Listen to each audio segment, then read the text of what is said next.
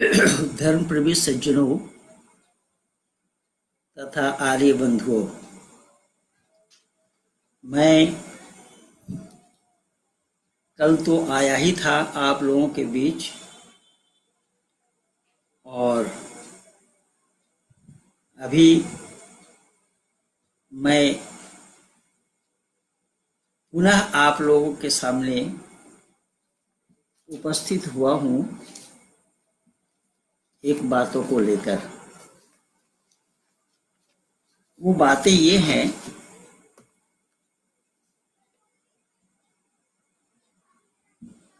कुणाल आर्य जी, सबसे पहले आपने उपस्थिति दर्ज कराई है। पंडित जी नमस्ते लिखा है। नमस्ते, आप सब लोगों का धन्यवाद। ये बहुत सारे लोग, वीरेंद्र जी जुड़े हैं, वीरेंद्र यादव जी, और ये नीरज जी, प्रसाद सारंगी जी। खैर, जो विषय सुनिए, मैं आप लोगों का नाम गिनाता रहूंगा तो विषय रह जाएगा और मैं खूब लंबा नहीं करना चाहता। मैं घंटा भर हो गया था करो ना करते करते, और वो भी कट छट करके आया। 2 बार तो डिस्टर्ब थे, हम काम नहीं किया नेट। चलिए, मैं आज थोड़ा सा कुछ और बातों को लेकर के आप लोगों के बीच आया हूँ। वो बातें ये है कि कल मैं आप लोगों से कहा था कि खेल जो जीत है, खेल अच्छा खेलने से ही कोई जीतता है, और खेल अच्छा ना खेले तो यज्ञ करने पर ही यज्ञ से खेल का जीतना संभव नहीं। पूजा अर्चना से भी खेल का जीतना संभव नहीं। हमें अच्छा खेलना होगा, हम अच्छा खेल पाएंगे, अच्छी खेल से ही हमारी जीत होगी। ये बिल्कुल तयशुदा बात है, समझ लीजिए फिर अच्छे ढंग से। तो जिस प्रकार से भारत के हिंदुओं ने विशेषकर पाकिस्तान के साथ मैच खेलने के लिए, क्रिकेट मैच के लिए पाकिस्तान के साथ जीत दर्ज हो जाए, पाकिस्तान को हम हरा सके, इसलिए हिंदू घराने के लोग बनारस में और यत्र तत्र पूजा अर्चना कर रहे थे, यज्ञ भी कर रहे थे। उसमें कुछ आर्य समाजी लोग भी थे, पर इन आर्य समाजियों को किसने बता दिया ये मैं नहीं जानता हूं। लेकिन यज्ञ करने से केवल 3 बातों की शिक्षा यज्ञ में है: देव पूजा, संगतिकरण और दान। यानी यज्ञ करना क्या है? यज्ञ करने से ये मिलेगा, ये प्राप्ति होगी, बिल्कुल झूठ है, कोरा झूठ है। ऋषि ने कहीं भी नहीं बताया, और ये तथाकथित आर्य समाजियों को भी ये मालूम नहीं, और हिंदुओं को तो पता ही नहीं है, क्योंकि मोदी जी भी आजकल उल्टा सीधा बोल रहे हैं। मोदी जी अब अरबी पढ़ने लगे। आइए मैं सुना दूंगा सब क्या पढ़ा है उन्होंने, और वो यथार्थ नहीं है, सच्चाई नहीं है। मैं सच्चाई उनको बता दूंगा, और मैं चाहूंगा कि अगर जरूरत पड़े तो सच्चाई की जानकारी मेरे से ले सकते हैं आप। पीएमओ ऑफिस तक मैं पहुंचा दूंगा अपनी बात को। तो देखिए मैं क्या बोल रहा हूं। मैं ये कह रहा हूं कि जो हिंदू हो या आर्य, अगर ये विचार रखते हैं, ये ख्याल रखते हैं कि यज्ञ करने से इस चीज की प्राप्ति होगी, बिल्कुल झूठ है। यज्ञ करने से किसी की भी प्राप्ति नहीं होगी, किसी वस्तु की प्राप्ति नहीं होगी, किसी चीज की प्राप्ति नहीं होगी, कोई उद्देश्य की पूर्ति नहीं होगी। क्यों? ये कार्य इस कार्य के लिए नहीं है। यज्ञ करना इस काम के लिए नहीं है। यज्ञ से केवल 3 बातों की शिक्षा हमें मिलती है: देव पूजा, देवताओं की पूजा, क्योंकि अग्निर्वै देवानाम मुखम बताया, अग्नि सभी देवताओं का मुख है। एक अग्निदेव के खिलाने से सभी देवताओं का खाना हो जाता है, इसीलिए वहां देव पूजा सबसे पहली बात है। और संगतिकरण, संगतिकरण क्या है? कि सब मिल करके बैठना, उति देना, मंत्र का उच्चारण करना, आदि आदि, ये सब संगतिकरण। वहां पर बिना भेदभाव के, यानी भेदभाव को मिटाने का ये कार्यक्रम है यज्ञ। वैमनस्यता को मिटाने का काम है यज्ञ, विषमता को मिटाने का काम है यज्ञ। उसमें भेदभाव, इसका नाम संगतिकरण आया है। और दानेशु, दान देना। और दान क्या? निष्काम भाव से। ओम अग्नाय स्वाहा इदम अग्नाय इदं नमः, ओम सोमाय स्वाहा इदम सोमाय इदं नमः, ओम प्रजापते स्वाहा इदम प्रजापते इदं नमः। ये जितना भी इदं नमः शब्द आया है, ये मेरा नहीं है। लेकिन धरती पर तो झगड़ा आज मेरा मेरा का ही है। कोई ये कहना नहीं चाहता मेरा नहीं है, सब कह रहे हैं ये मेरा है। बहुत पहले एक बात चली थी जिसको आप सब लोग पूंजीवाद के नाम से जानते हैं। पूंजीवाद वालों की मान्यता ये रही कि जो मेरा है वो तो मेरा ही है, जो तुम्हारा है वो भी मेरा है।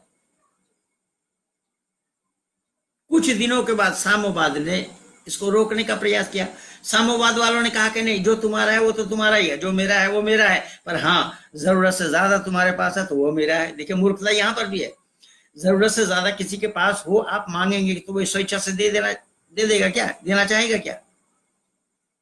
लेकिन मैं आज आप लोगों को बता रहा हूं कि जो हमारी वैदिक संस्कृति में है वो विश्व के आंगन में मानव समाज के पास नहीं है, कोई जानता भी नहीं है इस चीज को।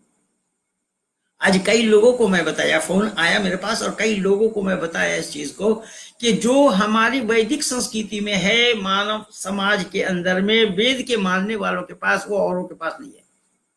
वो शिक्षा केवल वेद में है।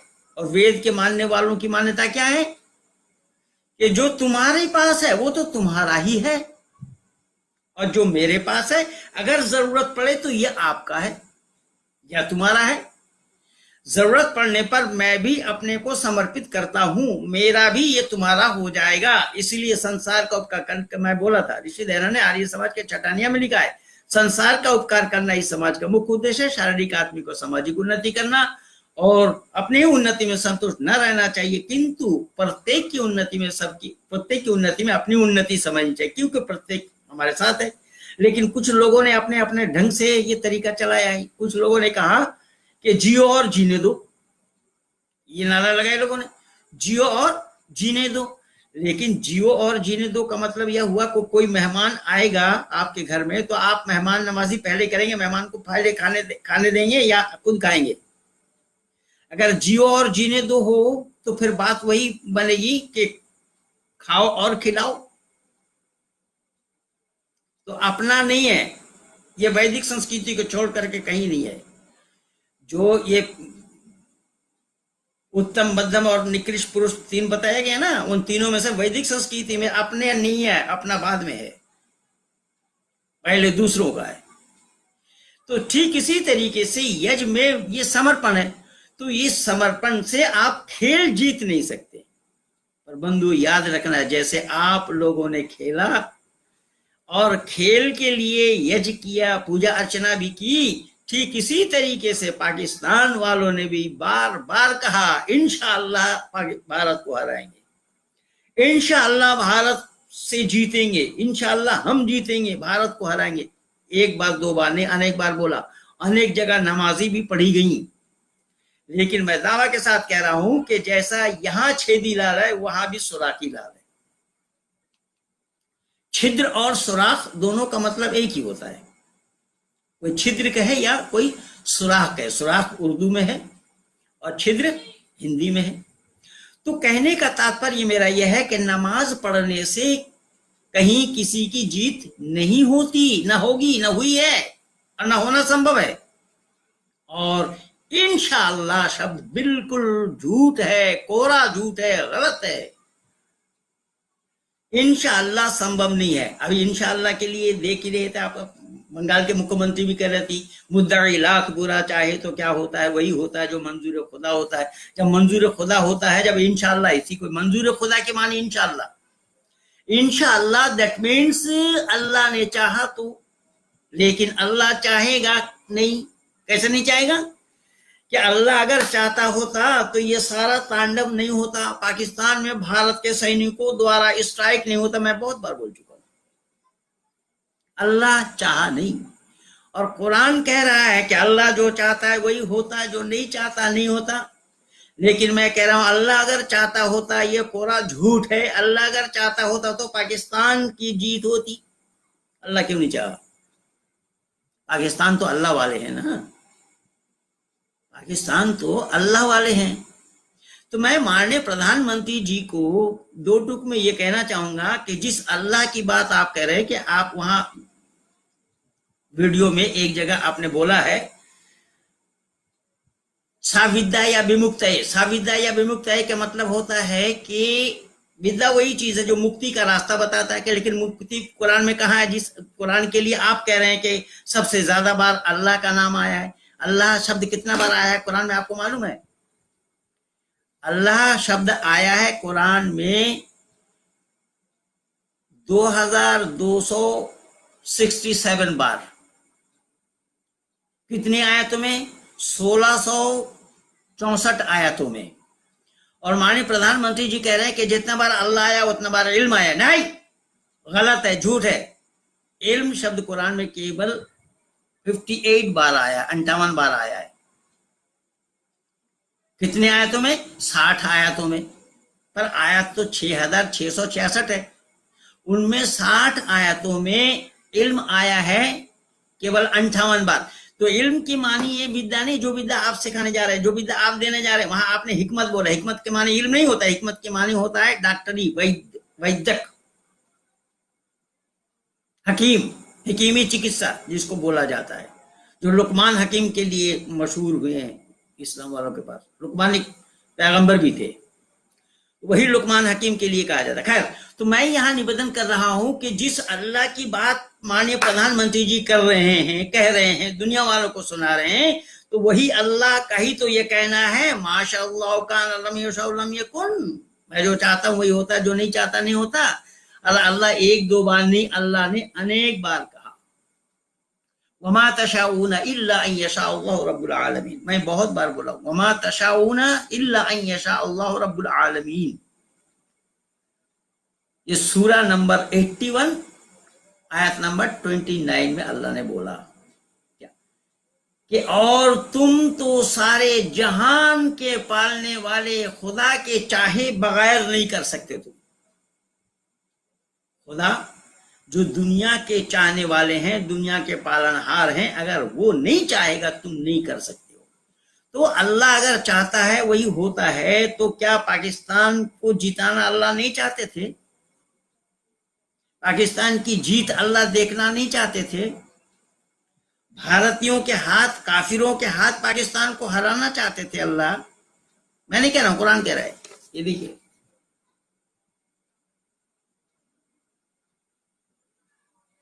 इसलिए मैं बोला कि वो लोग भी नमाज पढ़ रहे थे, वो लोग बार बार यही कह रहे थे पाकिस्तानी खिलाड़ी कि इंशाअल्लाह भारत को हरा देंगे, इंशाअल्लाह। भाई इंशाअल्लाह तेरा कहां चला गया है? ये झूठ प्रमाणित हुआ या नहीं है? माननीय प्रधानमंत्री जिस अल्लाह अल्लाह की बात कर रहे हैं कि अल्लाह बहुत बार आया है, जो जितना बार आया मैं बोल भी दिया हूं, अल्लाह अगर सच्चा है तो ये भी सच होना चाहिए था, और ये झूठ है। मैं प्रमाण दे रहा हूं कुरान से ही। वो एक दो बार नहीं, ऐसा अनेक बार कहा गया है। इल्ला माशाअल्लाह इन्नहु यअलमुल जहरा वमा यख्फा। सूरह 87 आयत नंबर 7 में बोला गया है, मा यफ़अलुल्लाहु युअज़्ज़िबु बिही इन शकरतुम व आमनतुम व कान अल्लाहु शाकिरन अलीमा। अगर तुमने खुदा का शुक्र किया और उस पर ईमान लाए तो खुदा तुम पर अजाब करके क्या करेगा, बल्कि खुदा तो तुम्हारे अजाब को माफ कर देंगे। देखिए, ये ईमान लाने वाले, और ईमान लाने वाले ही इंशाअल्लाह इंशाअल्लाह चिल्ला रहे थे। ममता बनर्जी भले ही चिल्लाए, दुपट्टा ओढ़ करके घूमे, ममता बनर्जी ईमान वाली नहीं है। तो जब ममता बनर्जी की बात अल्लाह सुनने वाले नहीं है, जो कुरान के मानने वाले हैं, जो ईमानदार लोग हैं, ऐसे ईमानदारों की तो बात सुनेंगे। कहां सुना अल्लाह ने? इसलिए मैं निवेदन कर रहा हूं कि ये बात जो है बिल्कुल झूठी है। इंशाअल्लाह बहुत पहले फेल हो चुका है। इंशाअल्लाह शब्द फेल हो चुका है बहुत पहले। इसीलिए मैं आप लोगों से निवेदन किया, यमहुल्लाहु मा यशाउ व युस्बित व इंदहु उम्मुल किताब। अल्लाह ने जहाँ खुदा जिसको चाहता है मिटा देता है, जिसको चाहता है बाकी रखता है। अब खुदा जिसको चाहता है मिटा देता है, जिसको चाहता है बाकी रखता है। अब ये एक हमारे हिमांशु जी ने एक वीडियो मेरे पास भेजा, गजवाए हिंद के लिए एक मौलाना जी बोल रहे हैं पाकिस्तान वाले कि अल्लाह जिसको चाहता है मिटा देता है, जिसको चाहता है बाकी रखता है। तो मैं उन मौलाना साहब को ये बताऊंगा कि जब आप गजवाए हिंद, हिंदुस्तान पर कब्जा करने के लिए हुजूर ने बोला और उमर फारूक ने बोला और उन साहबा ने बोला, ये साहबा ने बोला, अरे तुम अपने मोहम्मद के दांत तोड़वाने से नहीं बचा पाए। जब अल्लाह खुद फौज भेज करके कहीं 5 बार भेजता है, फौज कहीं 3 बार भेजा, कहीं 1 बार भेजा, यानी 1000 भेजा, 5000 भेजा, 3000 भेजा, अल्लाह फौज भेज करके भी मोहम्मद की दांत नहीं सुरक्षित रखवा पाए। तुम क्या बकवास कर रहे हो? जाओ ना चीन में जा करके बोलो। और वो मौलाना कह रहा है कि चीन, पाकिस्तान चीन के साथ मिला हुआ है, तो पाकिस्तान चीन का सहयोग लेकर के भारत पर कब्जा करेंगे, भारत को तबाह करेंगे, भारत को बर्बाद करेंगे, भारत को ध्वंस करेंगे, वो बोल रहा है। अरे भारत को ध्वंस करने के लिए बहुत बार आए और बहुत लोग आए, और जो जहां आए वो वहीं रह गए। इसलिए भारत का ध्वंस करना कभी भी संभव नहीं है। जिस चीन तुम्हारी हिमायती, पाकिस्तान की हिमायती बता रहे हो, वो पाकिस्तानियों की हिमायती अगर चीन है तो चीन में इस्लाम पर वर्जित क्यों है? सब पर प्रतिबंध लगा रखा है, और क्या पाकिस्तान उससे बोल पा रहा है? अब हिंदुस्तान को बर्बाद करने से पहले पाकिस्तान तुम्हारा सुरक्षित रहेगा या नहीं रहेगा वो देख लो।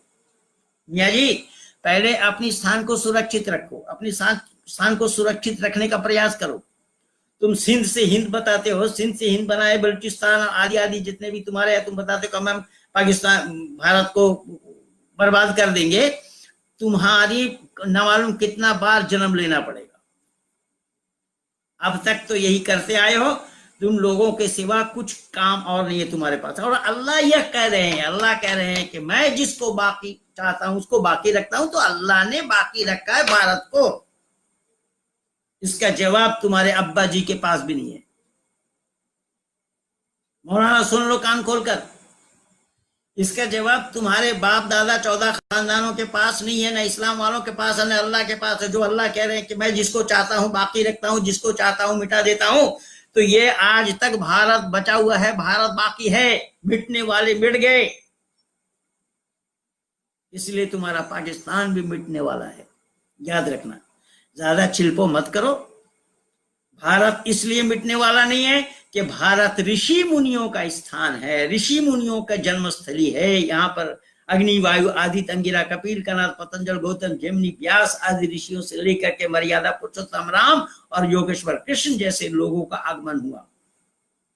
यहाँ गौतम बुद्ध का आगमन हुआ, यहाँ ऋषि दयानंद का आगमन हुआ। मैं कितना नाम गिनाऊंगा, जितना गिनाऊंगा उतना ही कम और थोड़ा होगा। इसीलिए मैं कुरान से ही हवाला दे रहा हूं। जब कुरान में अल्लाह ने कहा खुद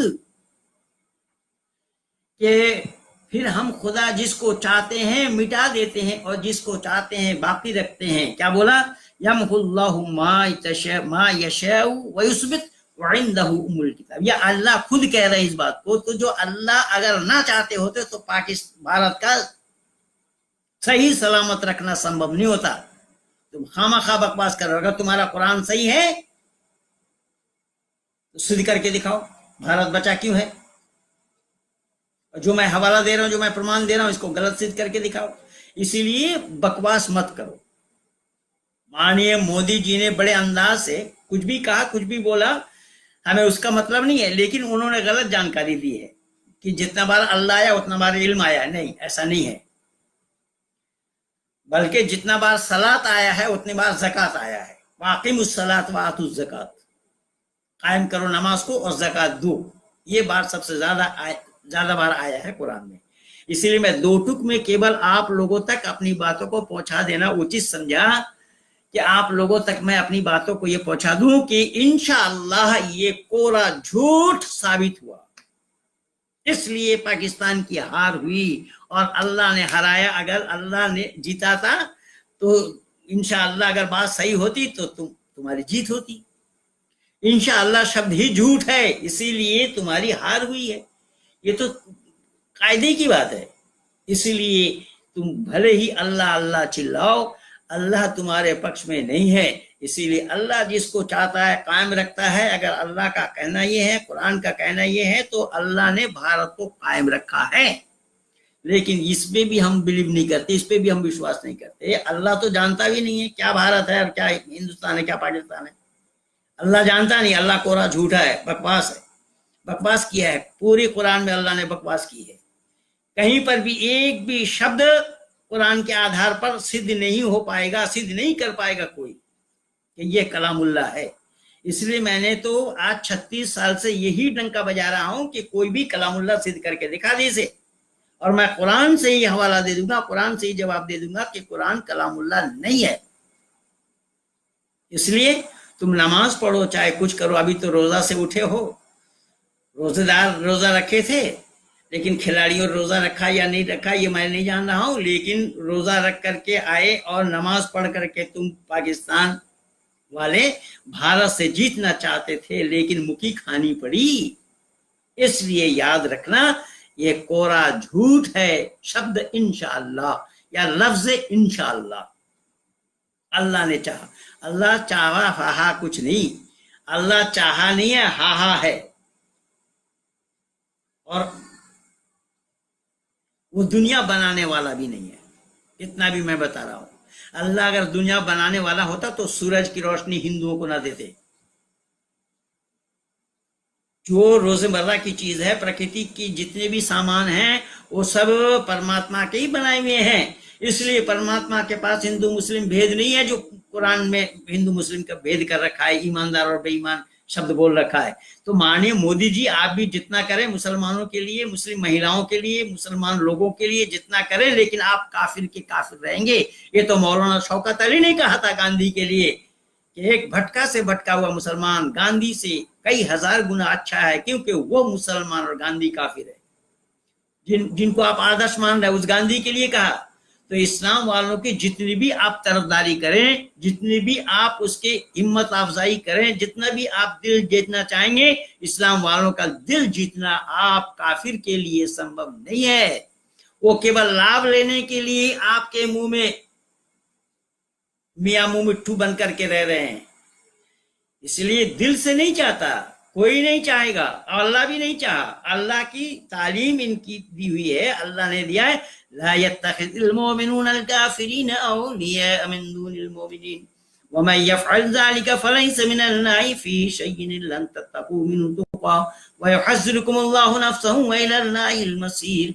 आपसे अल्लाह ताला ने मुसलमानों को दोस्ती तक रखने के लिए मना किया कि दिल से दोस्ती न रखो और जुबान से भी दोस्ती न रखो। ये अब्बास नकवी जो आपने मंत्री बना रखा है ना अल्पसंख्यक वालों का, वो तो केवल अपने लाभ लेने के लिए पड़े हैं, उनको मना किया अल्लाह ने। अगर ये अल्लाह, मैं दावा के साथ कह रहा हूँ माननीय प्रधानमंत्री जी, याद रखना, अगर कुरान के मानने वाले मुसलमान अगर कुरान को मानते हैं तो कुरान के अनुसार अल्लाह ने मना किया, कुरान के खिलाफ ये नहीं चल सकते, नहीं कर सकते कोई काम, भले ही आप कितना ही खुशामद क्यों न कर दें।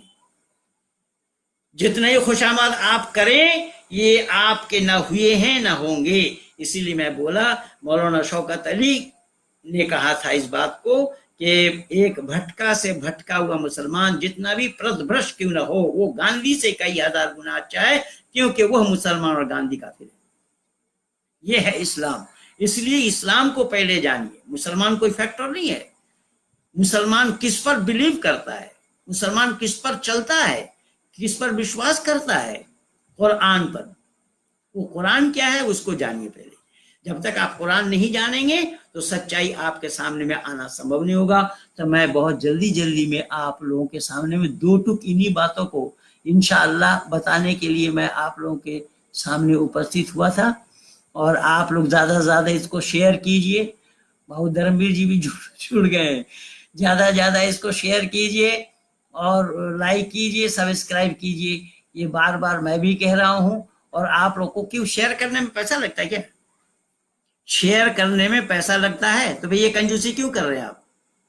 जब शेयर करने में पैसा नहीं लगता तो ये कंजूसी क्यों कर रहे हैं? वो जो कर रहे हैं वो तो दे रहे हैं, वो तो दे रहे हैं, वो तो बात है। लेकिन जो बिना दिए इस शेयर के करने से जो आप लोग दे रहे हैं उससे भी ज्यादा काम इससे होगा। अब इसको छोड़ना चाह रहे हैं आप।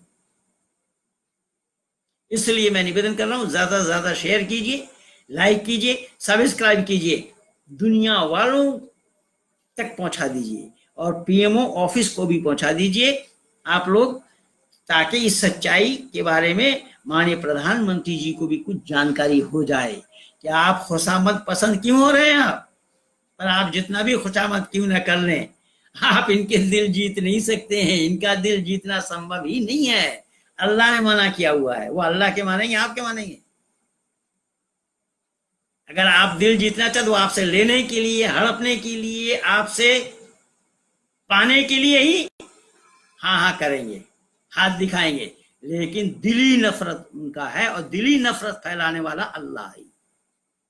अल्लाह ही है कुरान के माध्यम से। मैं बोला ना कि मुसलमानों को काफिरों के जनाजे में जाने तक अल्लाह ने मना किया कि उनके जनाजे में मत जाओ, उनके बच्चे की रोने पीटने की आवाज से तुम मुतासिर न हो जाओ, प्रभावित न हो जाओ। अब इससे ज्यादा अमानवीयता की बात क्या है माननीय प्रधानमंत्री जी, जरा सोचिए तो सही। क्या आपके पड़ोसी कोई मर गया और मुसलमान है, या आप किसी मुसलमान के से आप करेंगे, तो इस्लाम वालों ने मना किया है। क्या आप मर जाएं हिंदू कोई, तो मुसलमानों को उस जनाजा में जाने के लिए अल्लाह ने रोका है। अल्लाह ने मना किया कि उनके पड़ोसी के, चाहे वो काफिर है, तो उस काफिर के जनाजा में मत जाओ। बहुत सारे मौलाना ने बोल रखा है। ये हिंदुओं की रीति रिवाजों को मानने पर बहुत सारे मौलाना ने बोले, एक दो यूट्यूब भरा पड़ा है, सुनिए वहां पर।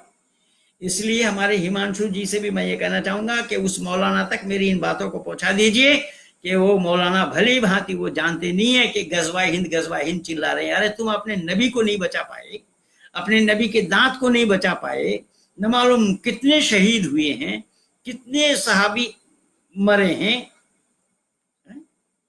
उन लोगों को नहीं बचा पाए, और गजवा हिंद कर दोगे, भारत को कब्जा कर लोगे। और वो कह रहा है कि इमाम मेहदी आएंगे और दज्जाल आएगा। इमाम मेहदी आए चाहे मेहदी का बाप आए, तो झूठ का पुलिंदा अल्लाह ने, हजरत ईसा को अल्लाह ने घर छत तोड़ करके आसमान में उठा लिया है। क्या जिहालत है यार। अब मोदी जी कंप्यूटर पढ़ाना चाह रहे हैं मदरसा में, तो क्या मदरसा में इस कुरान की पढ़ाई छूट जाएगी कि मोदी जी ये बताएं जरा, या आप कंप्यूटर पढ़ाने जा रहे हैं तो कंप्यूटर वाले कुरान छोड़ सकते हैं? अल्लाह ने बोला है कि वो छत तोड़ करके ईसा मसीह को ऊपर उठा लिया। संभव है? अगर उठा लिया तो कहाँ है, कहाँ वो, किस जगह पर है? और बताया जाता है क़यामत से पहले आएंगे। और दूसरा, किसी आदमी का शक्ल सूरत ईसा जैसा बना दिया, उसको सूली पर चढ़ाया गया। ये कुरान कह रहा है। कुरान बाज महिलाओं को भी संतान दे देता है, कुरान कुमारी महिला को भी संतान दे देता है। आप कहाँ कंप्यूटर पर के कंप्यूटर मानेंगे इस चीज को? क्या आप मेडिकल साइंस इसको मानने के लिए तैयार होंगे? कुरान भरा पड़ा। मैं कितना कहूंगा, मैं जितना कहूंगा उतना ही कम और थोड़ा होगा। 36 साल से मैं कहता आ रहा हूं, लेकिन आपकी ये मुस्लिम प्रेम देख करके मैं भी हैरान हो रहा हूं कि उस समय टोपी पहनने में क्या परेशानी थी आपको? गुजरात के मुख्यमंत्री रहते हुए आपने तो साफ मना कर दिया था, टोपी नहीं पहनूंगा। और जो मुजाविर को टोपी पहनाने के लिए आया था वो क्या कह रहा है? वो तो उस समय नहीं बोला, लेकिन जब पत्रकारों के पास आया तो पत्रकारों से बोल रहा है कि आगे अगर हमें ये कत्ल कर देते होते तो हमें इतनी तकलीफ नहीं होती जितनी तकलीफ की टोपी न पहनने से हुआ। फौरन मैं उसको पकड़ा, अबे मूर्ख जाहिल कहीं का, कत्ल कर देते तो तुझे तकलीफ नहीं होती? तू क्या मूर्खानंद, तो कत्ल कर देने के बाद तू तकलीफ को एहसास करने के लिए जिंदा रहता। ये है मूर्खता, ये है इस्लाम। इसलिए माननीय प्रधानमंत्री जी, मैं आपसे ये बता रहा हूं कि इस्लाम प्रेमी आप जो बने हैं उससे देश का नुकसान होगा, देश का भला होने वाला नहीं है उससे। मुसलमान इस देश को अपना देश कभी भी नहीं माना, और वो गजवाए हिंद के लिए जो बोल रहा था, वो इस्लाम कहाँ आए, कब आए, कैसे आए, वो सब बोला। और इस अकबरुद्दीन ओवैसी को या असदुद्दीन ओवैसी को इस मूर्खों ने ये नहीं बता पाया कि जाहिल कहीं का, तू अपना संपत्ति कैसे मान रहा? तू कह रहा हम किराएदार नहीं है। जब मुसलमान आए इस देश में तो तेरा बाप का कहां से हो जाएगा ये देश? इसलिए याद रखो मियाँ लोगों, ये देश तुम्हारा नहीं है, तुम्हारा बाप का भी नहीं है। ये देश ऋषि मुनियों का है, मर्यादा पुरुषोत्तम राम का है। इसीलिए तो राम का ये देश होने के कारण ही राम मंदिर बनना चाहिए। राम हमारे राष्ट्र पुरुष है, राम हमारे मर्यादा पुरुष हैं। तो राम मंदिर बनाने के लिए हिंदुओं की मूर्खता है। मुसलमानों से पूछ रहे, उड़ा दो सबको, हटा दो, अरब वालों से पूछ करके मंदिर बनाया जाएगा? मैं निवेदन कर रहा हूं कि ये राष्ट्र के लिए अहित हो रहा है, राष्ट्र के लिए बहुत खतरनाक वाली बात हो रही है। राष्ट्र को अक्षुण्ण रखने के लिए मर्यादा पुरुषोत्तम राम के नक्शो कदम पर चलना होगा, क्योंकि मर्यादा पुरुषोत्तम राम परित्राणाय साधूनां विनाशाय च दुष्कृतां वाला काम किया जन्म से लेकर मृत्यु पर्यंत तक। योगेश्वर कृष्ण का भी काम यही रहा। ये दो महापुरुष हुए हैं, परित्राणाय साधूनां विनाशाय च दुष्कृतां वाला काम किया, साधु महात्माओं का जय और दुष्कृतकारियों का नाश। तो जो दुष्कृतकारी हैं, उन दुष्कृतकारियों का जब तक आप नाश नहीं चाहेंगे तो राष्ट्र का भला होने वाला नहीं है। तो मैं और आगे न बढ़ता हुआ बात कहीं पर विराम दे रहा हूं। और जितनी जल्दी में जितने लोग जुड़े हैं, आप सबका मैं आभारी हूँ, आभार व्यक्त करता हूँ और सबका नमस्ते स्वीकार करता हूँ और सबको मैं अपने तरफ से नमस्ते बोलता भी हूँ। इसलिए गुरुजी बोलो और बोलो, लोग जुड़ते जा रहे हैं। दोस्तों, आप लोगों और कर्तव्य इस सत्य को आपको 1 करोड़ लोगों तक पहुंचाना चाहिए। ये तो ठीक है, लेकिन मैं वही बोल रहा हूं कि ये सच्चाई है। मर्यादा पुरुषोत्तम राम रावण जैसा विद्वान नहीं थे, लेकिन रावण का नाश क्यों किया? रावण का नाश इसलिए किया कि रावण ने गलत काम किया है। रावण ने गलत काम किया है। रावण जो नाम है ना, वो एक दुष्कृतिकारी का नाम है। इसलिए आप अपने घराने के बच्चों को रावण नाम क्यों नहीं रखना चाहते? कोई माँ बाप रावण नाम नहीं रखना चाहता, कोई माँ बाप अपनी बेटी का नाम शूर्पणखा नहीं रखना चाहते। क्यों? यही सब कारण। इसीलिए गुणवाचक शब्द चुन करके ऋषि दयानंद ने तो संस्कार विधि में सारा प्रकरण उठा करके दिया है कि लड़कियों का नाम क्या होना चाहिए, लड़कों का नाम क्या होना चाहिए। या रा ला वा, ये अंतिम प्रथम और अंतिम अक्षर होना चाहिए। ये सब ये अक्षर नाम के प्रथम में और अंतिम में या रा ला वा ये अक्षर आना चाहिए। तो खैर, कहने का तात्पर्य मेरा यह है, मर्यादा पुरुषोत्तम राम हमारे महापुरुष थे, दिशा निर्देश करने वाले थे। इसीलिए जय श्री राम बोलने से राम का मंदिर बनने वाला नहीं है। सुन लो कान खोलकर, जय श्री राम आप जितना चिल्लाओ उससे राम का मंदिर बनने वाला नहीं है। राम का मंदिर वहां पर बनाना पड़ेगा। बनाने के लिए सर्व सामान चाहिए, राज मजदूर चाहिए, ईंटा पत्थर चाहिए, उसके बगैर बनेगा नहीं। यज्ञ करोगे तो भी नहीं बनने वाला है, पूजा अर्चना करोगे तो भी नहीं बनने वाला है। पर राम मंदिर बना करके भी भला होने वाला नहीं है, ये भी मैं बता रहा हूँ। उसी राम वहाँ हनुमानगढ़ी, जो अयोध्या में हनुमानगढ़ी मंदिर है, एक बार तो उसमें मैं फैजाबाद में कार्यक्रम था, सुभाष नगर आर्य समाज में मेरा, और वहाँ गोली चली थी। आपस में ही महंत लोग गोली चला दिए। एक के हाथ में लगी थी, वहां पर पट्टी बांध कर, वहां पट्टी बना हुआ था, मैं उस समय गया था। है तो हनुमानगढ़ी में वो महानताई के लिए वहां झगड़ा चल रहा है। तो राम मंदिर बनोगे, राम मंदिर में भी यही होना है। इसलिए राम मंदिर बनना इसलिए चाहिए कि मर्यादा पुरुषोत्तम राम हमारे राष्ट्र पुरुष थे। उसमें पूजा करो ना करो वो मेरा फैक्टर नहीं है, पूजा करो ना करो उसके लिए बात नहीं है कि, लेकिन राम मंदिर बनना चाहिए, कारण वो हमारे राष्ट्र पुरुष थे। तो उनके नाम के चिन्ह भारत में नहीं बनेगा तो क्या अरब ममालिक में जाकर के बनाओगे आप? माननीय प्रधानमंत्री जी जितनी हिम्मत अफजाई क्यों न करें। मैं तो कई बार बोल रखा हूं, मैं हिम्मत अफजाई आपके द्वारा हो रहा है, मैं कई बार बोल रखा हूं। आप इसी भारत के मुसलमानों को जितना भी आप तरफदारी क्यों ना करें, जितना भी प्रोत्साहित क्यों ना करें, ये भारत मुसलमानों की संख्या वृद्धि हुई, ये भारत फिर टूटा।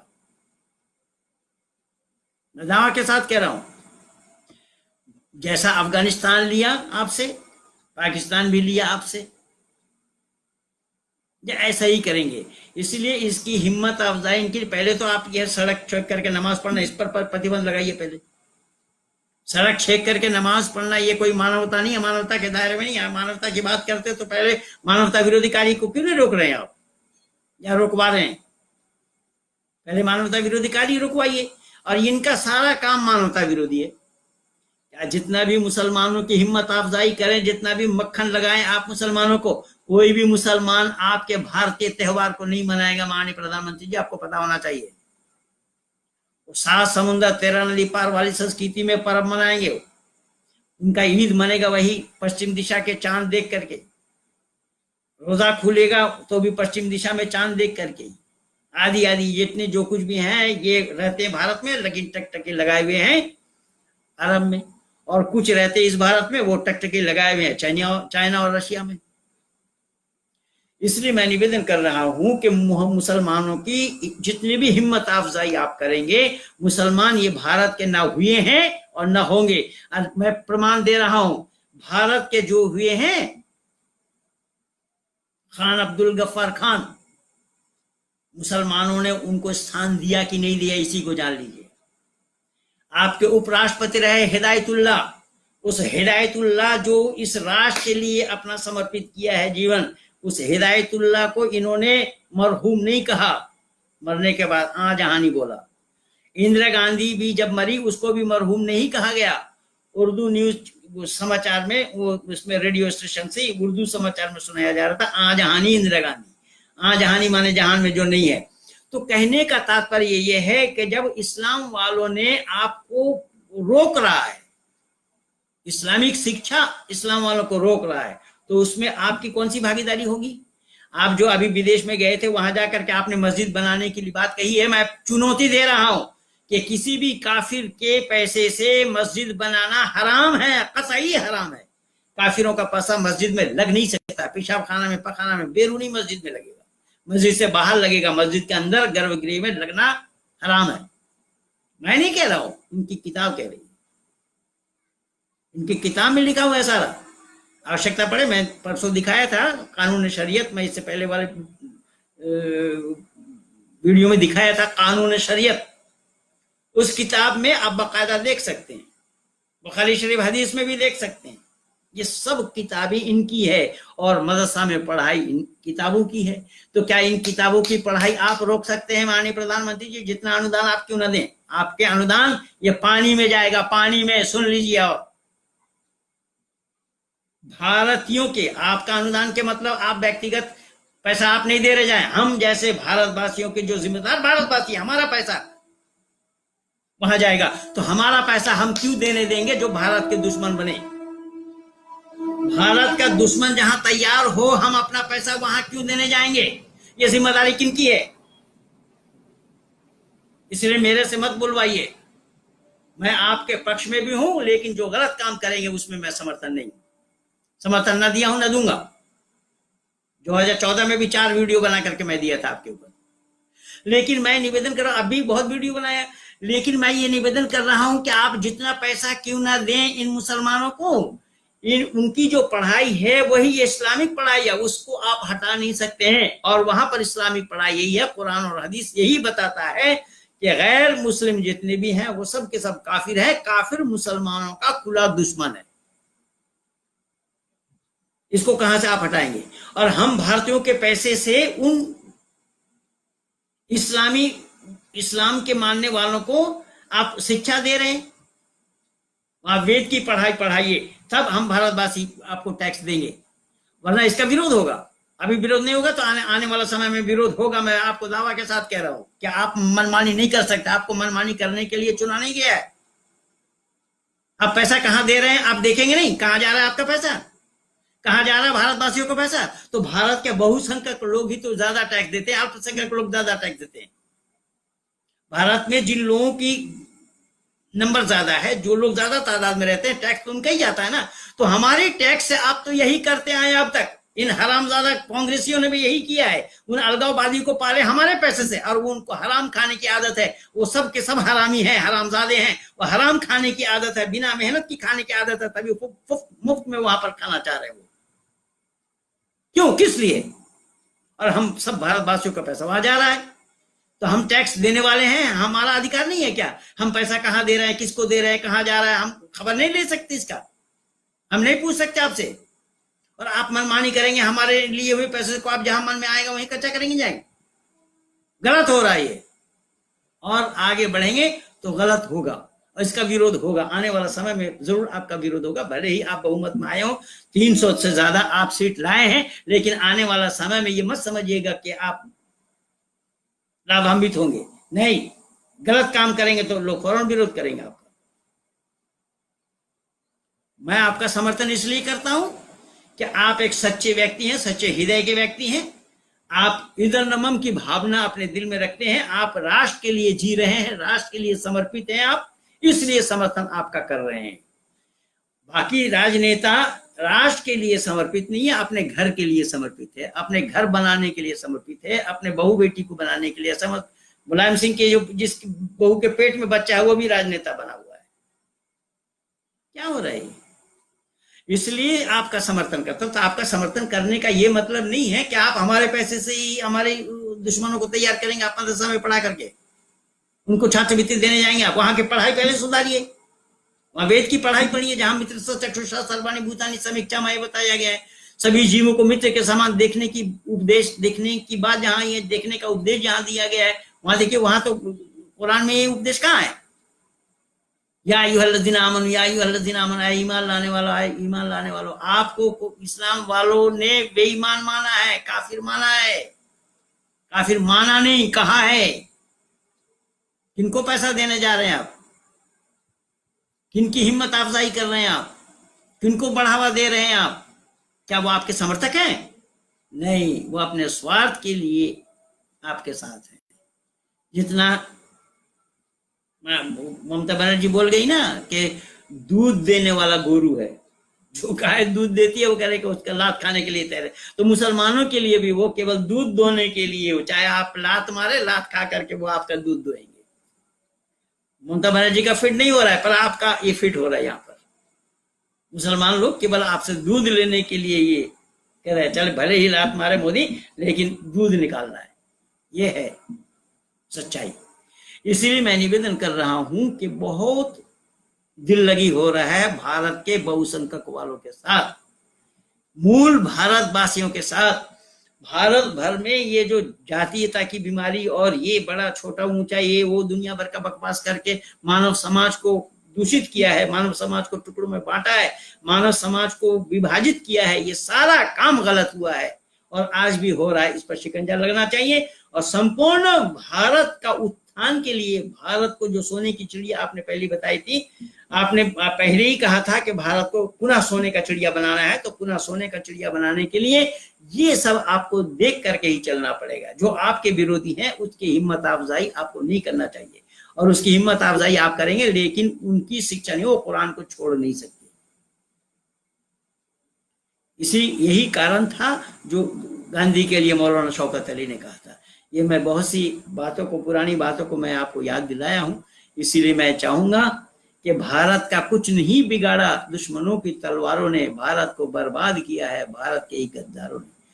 भारतवर्ष के अंदर में गद्दार किस्म के लोग इस भारतवर्ष को बर्बाद किया है, और जो स्वार्थी तबके के लोग हैं, स्वार्थी तत्व हैं, ये लोग अपने स्वार्थ के लिए, अपने परिवार को बनाने के लिए, अपने घर को बनाने के लिए भाई बात भतीजा बात चला करके इस देश को लूटा है राजनेता बनकर। देखा नहीं अभी अखिलेश जब कमरा खाली किया, सरकारी कमरा, वहां पर नल खोल करके ले गया। क्या तमाशा रे! इतने निष्ठा की बात, इतने निष्ठा वाला काम, ये तो सड़क पे कागज चुनने वाले ही करते हैं, कहीं नल खोल करके ले जाते हैं। और माननीय प्रधानमंत्री जी को मैं चलते चलते ये भी बता दूं कि भारत भर में संपूर्ण शहरों में जो कागज चुनने वाले लोग कागज चुनते हैं ना, वो कोई भी हमारा देश का नहीं है, सब बांग्लादेशी है। मैं बहुत आजमा रखा हूं, जहां कहीं भी, मैं बांग्ला भाषा जानता हूं, इसलिए पूर्वी बंगाल वालों को क्या है, सारे बांग्लादेशी मुसलमान है। संपूर्ण देश में कहां जहां कहीं भी कागज चुनने वाला काम कर रहे हैं ये लोग, वो सब बांग्लादेशी मुसलमान है। अब क्या रोहिंग्या क्या बोलेंगे, और ममता बनर्जी से क्या बोलेंगे, किसी और को क्या बोलेंगे? ये सारा काम संपूर्ण भारत भर में हुआ है और हो रहा है। संपूर्ण भारत भर में जो कागज चुनने वाले स्त्री और पुरुष मिलकर के, अंडे बच्चे सब मिलकर के कागज चुनते हैं, ये सब के सब बांग्लादेशी मुसलमान, और 100% गारंटी है मेरी, ये दावा के साथ मैं बोल रहा हूं। इसलिए समय बहुत नाजुक है, फूलना मत, फूलकर गुब्बारा मत बनना कि 300 से ज्यादा सीट आपका आया है तो आप नहीं, गलत काम करेंगे तो टोकेंगे हम लोग। विरोधी दल में बैठने के लिए तो कोई आया नहीं, किसी का नंबर ही नहीं आया विरोधी दल में बैठने के लिए। कांग्रेस का तो कॉन्ग खत्म हो गया, केवल रेस ही रेस बचा है, तो मैं पहले ही बोला था। विरोधी दल में बैठने के लिए कोई आया नहीं, कोई नंबर नहीं ला पाया, इसलिए विरोधी दल का काम हम लोग निभाएंगे, हम लोग करेंगे जो आर्य लोग हैं। कहीं भी आप गलती करेंगे उसको आर्यों ने कभी भी सहन नहीं किया, आज से नहीं बहुत पहले से, और आर्यों ने, आर्य लोगों ने इसका विरोध किया है और आज भी कर रहे हैं। इसीलिए मैं चाहूंगा कि हमारे जितने भी मित्र मंडली जल्दी जल्दी में मेरे साथ मिले हैं, मैं सबका धन्यवादी हूँ, सबका शुक्रगुजार हूँ, सबको धन्यवाद देता हूँ, सबका शुक्रिया अदा करता हूँ और नमस्ते भी करता हूँ, सबका नमस्ते स्वीकार भी कर रहा हूँ। अच्छा, बलराम जी भी आ गए, वाह वकील साहब, बहुत बहुत धन्यवाद। आनंद जी भी जुड़े, देखिए राजस्थान से। विष्णु शर्मा, पंडित जी आज जैसे लोगों पर गर्व, अच्छा आप जैसे लोगों पर गर्व महसूस होता है, ये तो आप लोगों की मेहरबानी है, आप लोग अगर ना होते तो मैं कहाँ होता मैं तो आप लोगों के लिए हूं और रहूंगा जब तक शरीर में आत्मा है। मैं सत्य को कभी छुपाया नहीं, इस सत्य को उजागर करने के लिए मैं माता पिता घर बार सब तिलांजलि दिया हूं, केवल इसी सत्य को ही उजागर करने के लिए। मैं जो कुछ भी बोलता हूं सत्य बोलता हूं, सत्य के सिवा कुछ नहीं बोलता हूं। ऋषि दयानंद ने भी अपने सत्ता प्रकाश को यहीं से शुरू किया, सत्यम वदिष्यामि ऋतम वदिष्यामि, जो कुछ भी बोलूंगा सत्य बोलूंगा। लेकिन आज दुनिया वाले क्या कहते हैं, कोर्ट कचहरी में जाकर के केवल बोलते हैं सत्य बोलूंगा, जो कुछ बोलूंगा। वो गीता में हाथ रख करके बोलते हैं, कुरान में हाथ रख करके बोलते हैं, बाइबल में हाथ रख करके बोलते हैं, लेकिन बोलते सब झूठ है। लेकिन यहाँ झूठ नहीं, यहाँ सब सच है। इसीलिए मैं सच्चाई का उजागर करने में 36 साल लगाया हूं, अब 37 साल में आ जाऊंगा नवंबर महीने में। तो मैं केवल सत्य को जाना वेद से, वेद के अलावा दुनिया में सत्य कहीं भी नहीं है। इसको मैं सिद्ध कर चुका हूं कि वेद सब सत्य विद्याओं की पुस्तक है। ऋषिवर देव दयानंद ने आर्य समाज के नियम में लिखा है। इसीलिए वेद का पढ़ना, पढ़ाना, सुनना और सुनाना सब आर्यों का परम धर्म लिखा है। लेकिन आर्य लोग कितना इस धर्म को निभा रहे हैं ये मैं नहीं जान रहा हूं। लेकिन मैं जब से आया हूं तब अपना कर्तव्यों को जान करके मैं इसको निभाने का प्रयास कर रहा हूं। इसीलिए सारे बच्चों को मैं इसी वैदिक संस्कृति में पाला पोसा बड़ा किया, तैयार किया हूँ, वेद कंठस्थ कराया हूँ, ये सब काम हुआ है। तो खैर मैं आप लोगों के लिए हूँ, आप लोगों के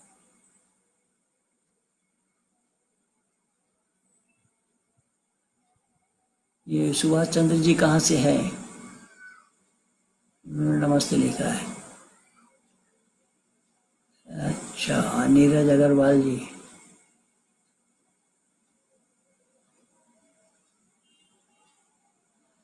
के बहुत सारे लोग जुड़े हैं मेरे साथ और सबका नाम लेना भी संभव नहीं हो रहा है।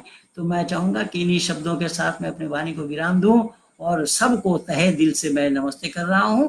और मेरी इन बातों को और जगह पहुंचाने का प्रयास कीजिए, सब्सक्राइब कीजिए, लाइक कीजिए और शेयर भी कीजिए।